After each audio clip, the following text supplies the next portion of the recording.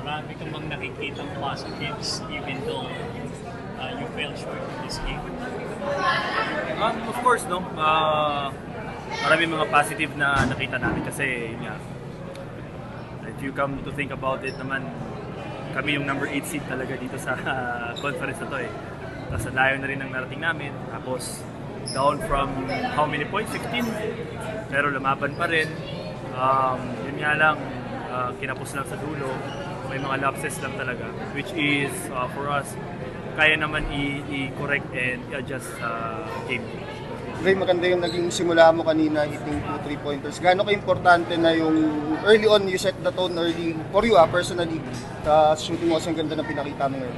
Actually, yun yung gusto ko talaga eh. Yung makuha ko agad yung rhythm ko, yung timing ko, and yung confidence ko. So, kagandahan naman yung unang 3 points ko, pumasok pangalawa. Then, yun nga, after 2 3-point shot, medyo nag-struggle ng konti pero at least sa akin personally, nandun na yung rhythm ko and yung timing. At kaya nga lang, talaga, nandun na. Pero at least, walang regret kasi kahit talo kami, nabigyan namin ng magandang laban ng mga fans. Against Ginebra mo, kinuha yung first finals MVP mo and then ito, ang ganda na naman ng pinakita mo. What is it with playing against Ginebra in the finals that brings out the best in you? For me, extra motivation sa akin yun na yun nga, naging finals MVP last year. And syempre, it doesn't mean naman na ikaw yung finals MVP, papabayaan ka na dyan ng kalaban eh. So may mga adjustments sila na ginawa din sa akin, which is, for me, maganda yung naging outcome.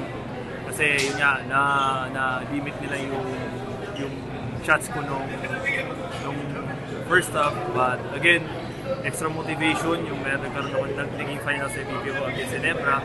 And looking forward, no, na first things first, mabigyan namin na magandang laban.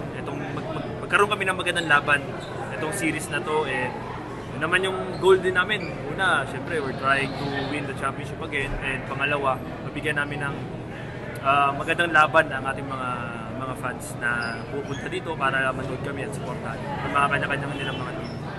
Matchup mo with RJ, like parehas kayong clutch shot after clutch shot, tumitira siya, titira ka, bawi ka, tapos kayo nagbabantayan. Talk about that matchup. It's gonna be fun, no? Ang saya kalaban ni RJ kasi sabi ko nga last year na si RJ, rookie veteran na siya eh. So, you don't take him for granted na porket rookie siya, parang ganun pa siya sa loob. Parang hilaw, no? Hindi. Iba na siya maglaro. Skilled, wise, at ikaw naman as an opponent, mata-challenge ka talaga kasi talagang mapapaaral ka eh. Parang kang estudyante ulit, mapapaaral ka talaga eh. Lahat ng dapat scheme na gawin mo para lang it's not totally na ma-stop mo si RJ kasi malabo pa sa Ilog Pasig yun. For me naman, ang goal ko lang is to lessen his scoring at kung anong paraan ko magagawa para alam mo yun, makamatch up si RJ kasi pag patulog-tulog ka kay RJ, gulat ka na, titirahan ka na sa harap eh. And it's proven kanina na ang dami kong, may mga mistake ako, may mga lapses ako kanina which is crucial pa. So hopefully hindi na maulit yun at ito, back to the drawing board ulit, mag-aaral ulit kung ano nangyari itong game 1. Thank you.